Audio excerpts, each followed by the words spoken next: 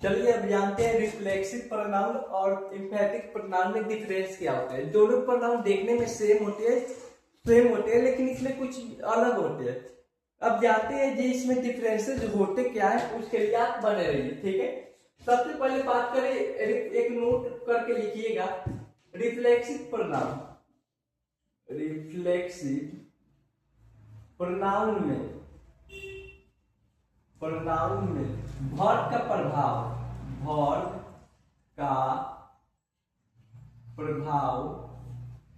Reflexive pronoun में verb का प्रभाव सब्जेक्ट पर पड़ता है। किस पर? सब्जेक्ट पर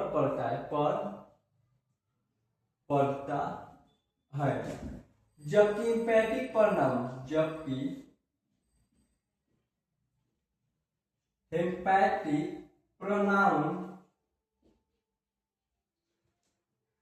प्रोनाउन वाक्य को यानी सेंटेंस को जोरदार बनाता है। सेंटेंस को जोरदार बनाता है, लेकिन इसमें कुछ खास अंतर नहीं होता है। No more difference. ठीक है, चलिए एक एग्जाम्पल के माध्यम से हम आपको समझाते हैं। ठीक है, मैं खुद को गाली देता हूं। एक मिनट, मैं खुद को गाली देता हूं। ठीक है, यह पहला सेंटेंस हुआ। अब दूसरा, मैं खुद ही गाली देता हूं। मैं खुद ही गाली देता हूं। अब बताइए, यह ऊपर वाला सेंटेंस है, मैं खुद को गाली देता हूं। गाली का प्रभाव किस पर पड़ा? सब्जेक्ट पर। यहाँ सब्जेक्ट कौन है? मैं हूं। तो मैं का क्या होगा? रिफ्लेक्सिव प्रोनाउन होगा, क्योंकि इस पर प्रभाव सब्जेक्ट पर पड़ा, रिफ्लेक्सिव प्रोनाउन। बट यहाँ क्या होगा? मैं खुद ही गाली देता हूं, यानी गाली कौन दे रहा है? मैं। तो यहाँ होगा वाक्य को जोरदार बना रहा है, तो एम्फैटिक प्रोनाउन। ठीक है,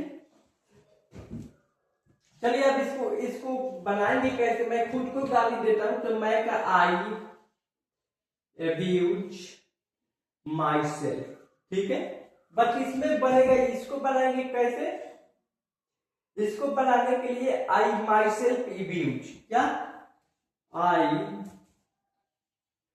माई सेल्फ अब्यूज।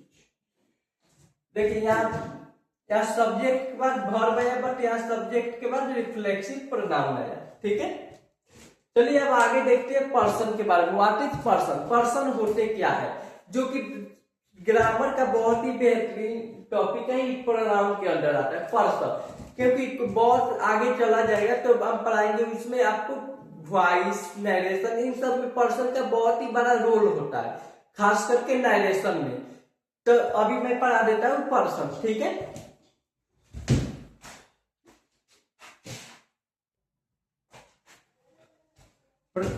प्रोनाउन के अंदर ही आते हैं पर्सन। पर्सन को तीन भाग में बांटा गया। कितने? तीन पर्सन। पहला होता है फर्स्ट पर्सन।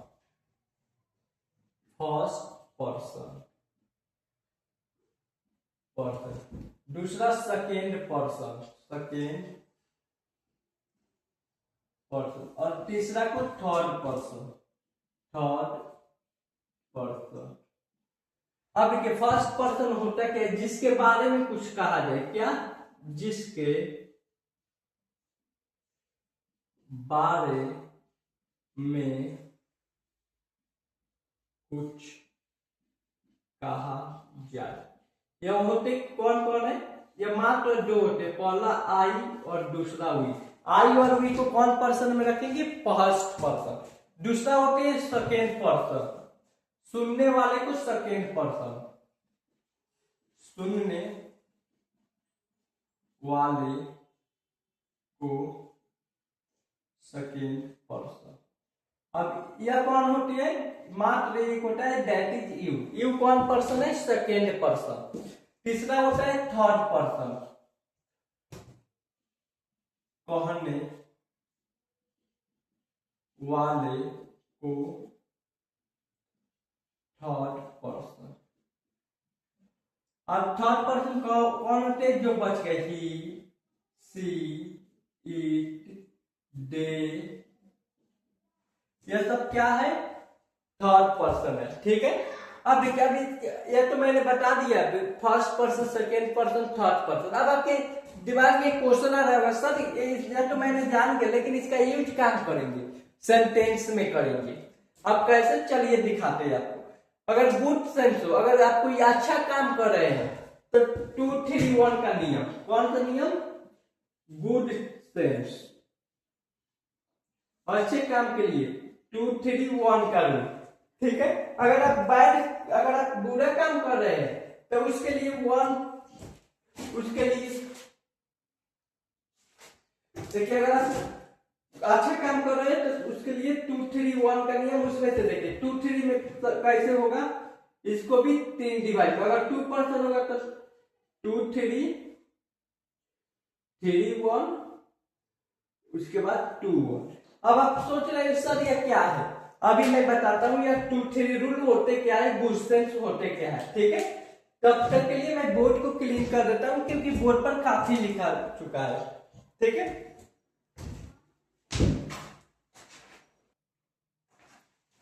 चलिए, जो नीचे लिखा था उसको मैंने ऊपर ला दिया। ठीक है, जस्ट 1 मिनट। अब देखिए, अब गुड सेंस से क्या है? 2, 3, 1 का मतलब क्या? अगर आप अच्छे काम करेंगे तो सबसे पहले सेकेंड पर्सन को रखेंगे, उसके बाद थर्ड पर्सन को, उसके बाद फर्स्ट पर्सन को। यानी 3 लोग 4 लोग मिलकर अगर कोई काम करेंगे, अगर अच्छा काम है, तो सबसे पहले सेकेंड पर्सन। सेकेंड पर्सन कौन होता है? यू।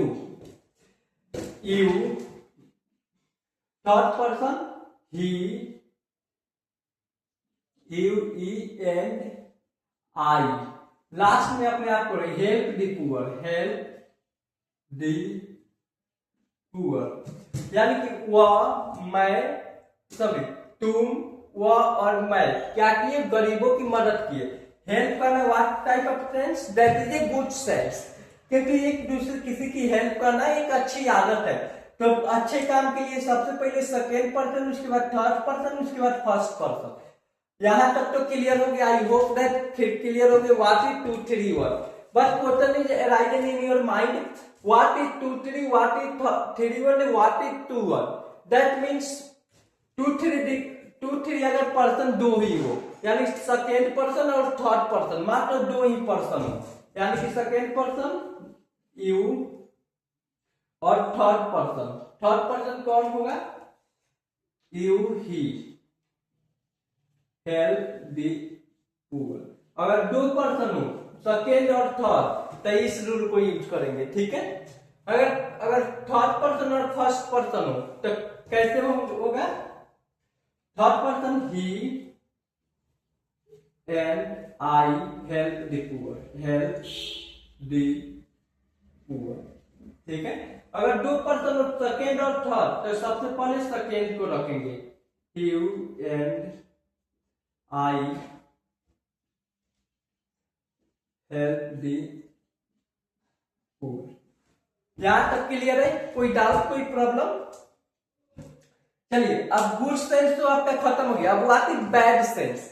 ये तीनों का मतलब मैंने समझा दिया क्या होता है। ठीक है, अगर पर्सन घबराने की कोई बात नहीं है, कुछ प्रैक्टिस क्वेश्चन भी किया जाएगा, जिसमें और ज्यादा डाउट आपको क्लियर होगा। अगर कोई भी आपको पढ़ने में प्रॉब्लम आएगी तो मेरे को मैसेज कर सकते हैं व्हाट्सएप पर। ठीक है, या मेरा है नंबर, पर्सनल व्हाट्सएप नंबर। ठीक है, कोई भी क्वेश्चन इंग्लिश मैथ से रिलेटेड पूछना हो, इस पर भेज सकते हैं। ठीक है, चलिए अब आगे चलते हैं।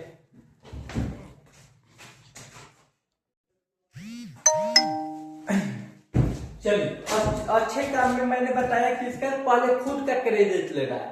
सभी पहले अपने साथ जो है उसको क्रेडिट दिलवाना है, उसके बाद लास्ट में अपने क्रेडिट। लेकिन अगर हम कोई बुरा काम करेंगे तो सबसे पहले हम एक्सेप्ट करेंगे। ठीक है, जैसे कि I you and C stolen a pen, stolen pen. इसका मतलब मैं, तुम और वह क्या चोरी किए, एक पेन को चोरी किए। चोरी करने का ऐसा सेंस है, that is a bad sense. So we follow the rule 1 2 3। तो हम कौन सा रूल लगाएंगे, 1 2 3, ठीक है।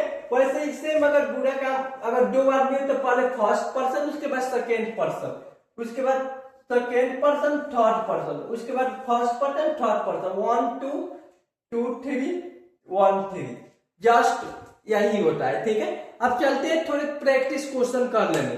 प्रैक्टिस क्वेश्चन करने से होगा कि आपको पता चलेगा कि सच में जो पढ़ाया गया है वो मेरे यूज लायक है भी या नहीं, ठीक है। और आगे यकीन मानिए अभी आगे आने वाले समय में आपको ये बहुत ज्यादा काम करेंगे, ठीक है।